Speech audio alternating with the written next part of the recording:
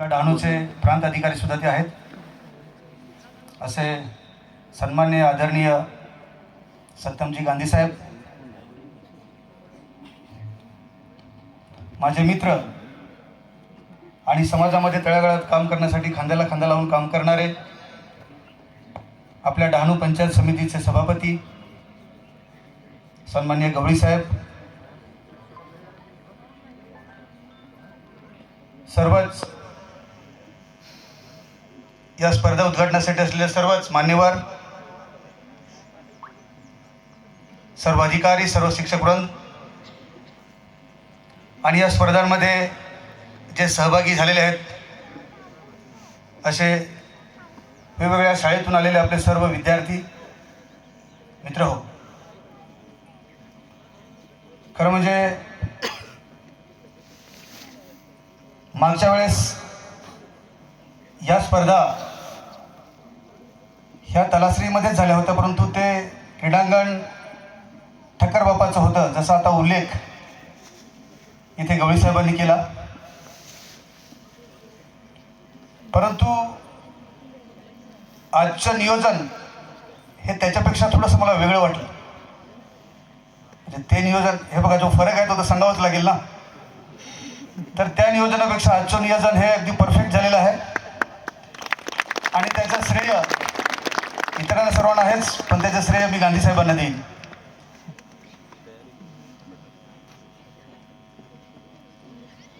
माझ्या या लोकप्रतिनिधीमधून या कार्यकाळामध्ये सौरभ कटियार साहेब हे त्यावेळेस होते, ज्यावेळेस मी 2019 मध्ये निवडून आलो होतो, आणि तेव्हापासून नंतर मित्तल मॅडम आल्या, नंतर मोहपात्रा मॅडम आल्या आणि आता चौथे सत्यमजी गांधी साहेब आहेत. परंतु खरंच ज्यांना या भागातील, या ग्रामीण भागातील आदिवासी समाजातली जी मुलं शाळेमध्ये शिकत आहेत,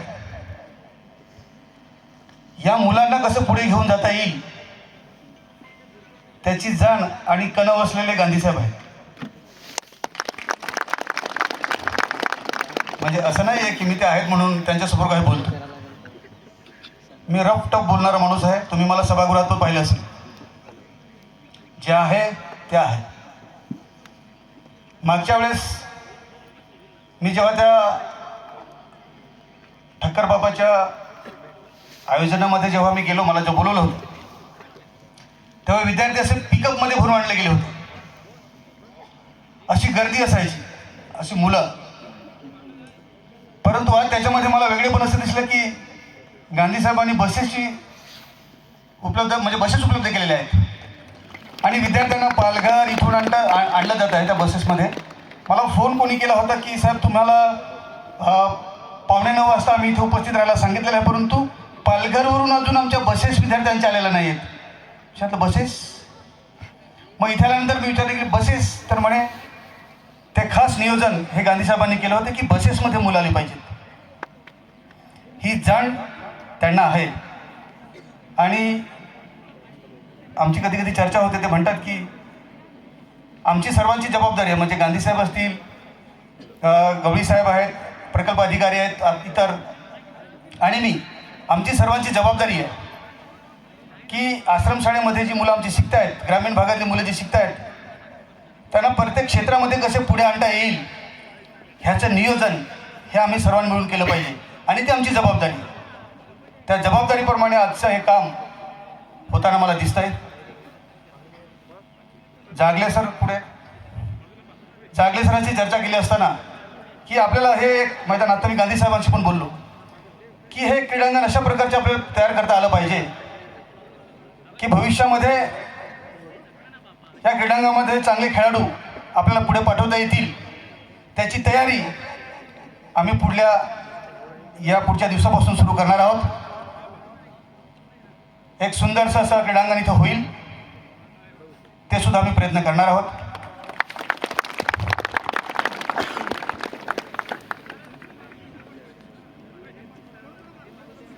गांधी पाटील साहेबांच्या मनोगतामध्ये मुद्द्याला स्पर्श केला की क्रीडा क्षेत्रामध्ये आम्ही पुढे येणार, नक्कीच आलं पाहिजे. आणि आपल्या ह्या ग्रामीण भागामध्ये दऱ्याखोऱ्यामध्ये राहणारे आपण, आपल्यामध्ये खूप चिकाटी आहे. आपण गावात खेळतो, पाड्यात खेळतो, त्या तेवढ्यापुरती मर्यादित राहतं. पण जेव्हा आपण जिल्हास्तरीय क्रीडांगणामध्ये जेव्हा खेळतो तेव्हा आपल्यामध्ये जे अदृश्य गुण आहेत, लपलेले आहेत, ते आपण या जिल्हास्तरीय स्पर्धांमध्ये दाखवतो. आपले जे सुप्त गुण आहेत ते आपण पुढे आणतो.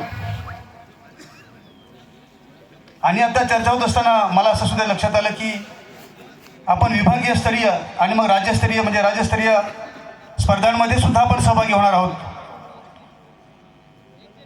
आता एक त्यातली योजना मला चांगली आवडली की एक जो संघ आहे त्या संघामध्ये 1-2 खेळाडू असे आहेत की ते हिरे आहेत. सर्वच हिरे आहेत तसं मी सांगत आहे, तुम्ही राग नका म्हणू, पण शेवटी त्याच्यातूनच 1-2 पुढे येतात ना की नाही. अभ्यासामध्ये जेव्हा रिझल्ट आपला होतो तर पहिला क्रमांक